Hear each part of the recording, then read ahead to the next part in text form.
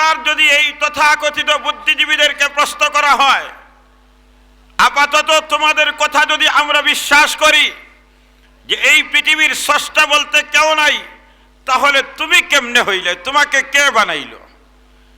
বলে আমি এমনে এমনে হয়ে গেছে। বলেন না কি হয়েছে? কেমনে হয়েছে? এমনে এমনে হয়েছে। বলে এমনে এমনে কেমনে হইলা? বলে এমনে এমনে হওয়ার ধরন হলো, আমি ছিলাম বানর। কি ছিলাম? বানর। বলে তুমি কেমনে মানুষ হইলা? বলে বানরের লেজ ছিল আর মাটিতে গাছে গোসাইতে গোসাইতে লেজ পড়ে গেছে, মানুষ হয়ে গেছে।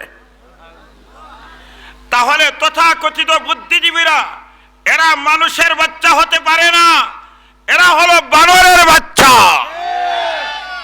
বানরের বাচ্চারা বলে এই পৃথিবীর স্রষ্টা বলতে, সৃষ্টিকর্তা বলতে কেউ নাই।